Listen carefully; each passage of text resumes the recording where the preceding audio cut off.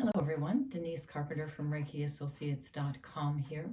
And today we're going to continue on with the ponderings for January. We spoke in the previous video of January, or this year of 2023 being the year of compassion and kindness. And I thought we would just look at that over the year, 1 month at a time. So today's the first video that will address those thoughts. So today I'd like to discuss or open up the door for you to ponder the idea of compassion. And we're going to break it into inward compassion. Our next video will be outward compassion. And then we'll do inward kindness and then outward kindness. So for today, just for today, remember I'm a Reiki master, so my training always takes me back to those philosophies and patternings in my energy field.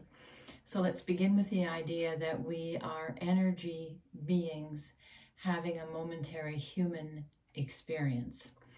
And my energy patternings are formed either through my genetics, what appears to be this physical body picks up through the genetic coding of my parents.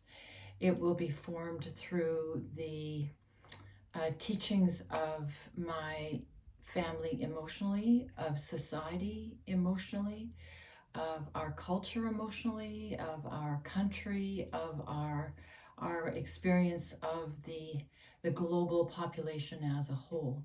So there's lots and lots of layers that go into our energy being. And one of the layers that I find lacking in teaching, I'm an older Canadian woman who grew up, my childhood years would be in the 50s and the 60s, finishing high school in the 70s, off to university in the 80s, those kind of things. So my patterning was always about, if you put yourself first, you were selfish or you were self-centered. And for both males and females, for all genders. And I'm going to ask you to just open up a little bit more and think about self-compassion. So I'm going to call that inward compassion. And that will relate back to your inner child and the things that you experienced as you were growing up. So some of the things we experienced with our patterning was very helpful. It helped us thrive. It helped us step forward. It helped us get in touch with who we truly, truly are and what we can bring to this planet. But some of the other patternings that came our way were a bit more, held us in a certain vibration. So if we chose to do, let's say we chose to take horseback riding as a child as opposed to get into something a bit more academic, if our authentic self was to experience something more physical this lifetime, then that would be inward compassion. That would be looking at what truly feeds your soul, if I could say it that way, or what truly is your truth, or what truly helps you grow, or what truly brings you peace. It's making those decisions in that way. No one has a perfect childhood. It just doesn't happen on this planet because our parents have their patternings that they're coming from, and their parents have their patternings. And look at how this as we've come out of the Piscean era, just look at what the final years of the Piscean brought. There was depression, stock market crashes, wars. We still have war in our Aquarian age now. So it's almost unrealistic to think that you could come out of that being perfectly patterned. So I'm going to ask you just to go for this week, or if you want to do it for the month, go inward and just allow the energy of compassion. That's a higher frequency. I think that's around 500 hertz.